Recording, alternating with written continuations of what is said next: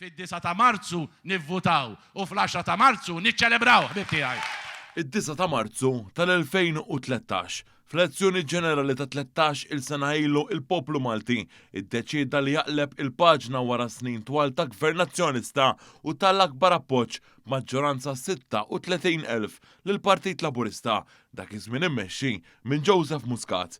Dil-għażla waslet biex pajjiżna jidħol fażi ġdida minn ekonomija staġnata.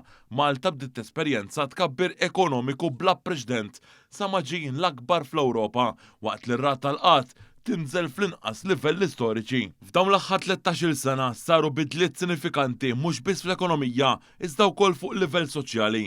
Taħt il-Prim Ministri Joseph Muscat u Robert Abela baqa' jsir investiment wieħed aqwa minn ieħor fil-politika soċjali u fil-ġlieda kontra l-faqar li tħallew fi stat prekarju minn konzipien. Il-pensjonijiet komplew jiżdiedu sena wara oħra bżied ta' aktar minn 80 euro fil-ġimgħa matul dawn is-snin. Żdiedu wkoll iċ-Children's Allowance u l-istipendi fil-waqt li l-paga minima nazzjonali żdiedet b'mod regolari.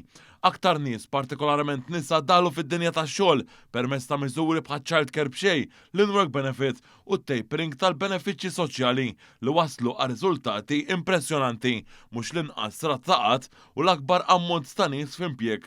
Fuq livell ta' drittijiet ċivili ġew introdotti riformi importanti bħal switch ugwali u liġijiet favur l-ugwaljanza. Malta titla' fil-quċċata tal-klassifika Ewropea f'dan ir-rigward.